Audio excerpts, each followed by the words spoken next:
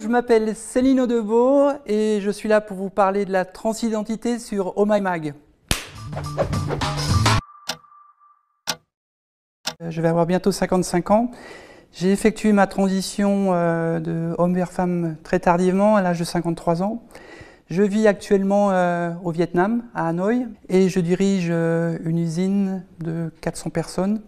Je fabrique des gilets de sauvetage, des vêtements de survie. J'ai effectué ma transition tardivement. Est-ce que je regrette de ne l'avoir pas fait plus tôt? Non. Je l'ai fait au moment où j'étais prête à le faire. J'ai effectué à Bangkok 2 opérations, une qui consiste à féminiser le visage et la deuxième à faire une vaginoplastie.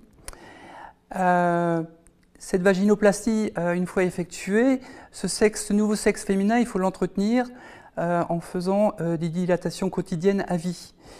Et moi, j'étais persuadée qu'avec ce sexe, qu'il n'allait jamais servir, j'avais besoin de ce sexe féminin pour vivre en accord avec mon genre. Et soudainement, vraiment par hasard, j'ai découvert que ce nouveau sexe pouvait procurer du plaisir et que les orgasmes qu'il procurait étaient encore bien plus forts que ce que je connaissais en tant qu'homme. Avant d'entamer ma transition, il fallait passer par l'étape du coming out. Donc j'ai commencé à en parler à mes patrons et à ma grande surprise, l'accueil a été magnifique. Ils m'ont tout de suite soutenu en me disant au niveau du travail, au niveau de l'usine, c'est ton problème pour que ça continue à fonctionner correctement. Et donc effectivement, ça m'a donné une bonne claque. Je dis, mais effectivement, oui, c'est pas à moi d'attendre que les choses se passent, c'est à moi de prendre les rênes et ça m'a donné beaucoup confiance.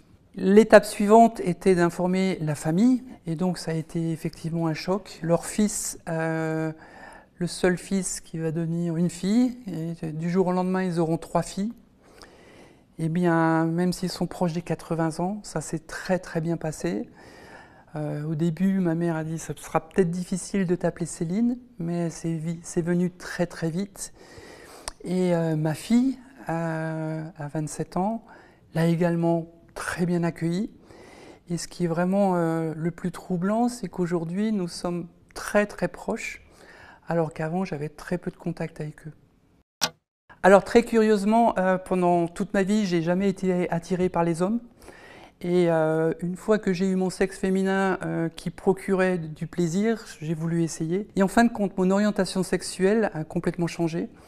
Donc on peut dire que j'aurais été hétéro toute ma vie, mais aujourd'hui, je n'ai pas encore trouvé la bonne personne. Je sais que ça viendra, mais je profite tellement de la vie aujourd'hui que j'ai jamais pu avoir avant, que ça ne me manque pas pour le moment.